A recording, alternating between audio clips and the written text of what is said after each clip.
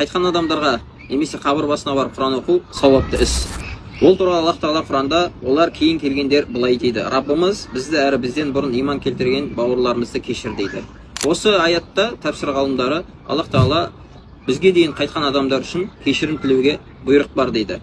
Және пайғамбарымыз саллаллаху алейхи вассалам өзінің танымал хадисінде өлілеріңе Ясин сүресін оқыңдар дейді. Енді ғалымдарымыз осы мәселеде не дейді? Ханафи мазхабының фақих ғалымы Ибн Абидин және Ал-Айни Ахли Суннаның мазхабтары бір ауыздан намаз, ораза, зекет, қажылық, зікір және Құран оқып сауабын қайтыс болған адамның рухына бағыштау болатынын айтқан бағыштауға.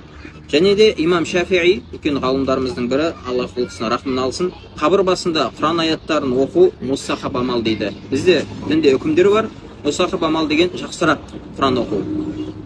Сол сияқты имам Науи рахимахулла былай дейді: өлген адамның артынан бағыштаған Құранның сауабы сөзсіз тиеді дейді. Ханбали мазхабының негізін қалаушы имам Ахмад өзінің сөзінде былай дейді: зиратқа барған кезде Фатиха, Нас, Фалақ, Ихлас сүрелерін оқып, оның сауабын қабірдегілерге бағыштау құпталған іс болып саналады дейді. Ал даналарымыз өлгенге Құран оқу оның жанын жайландырып, ақыреттегі орнын биіктетуге септігін тигізеді дейді.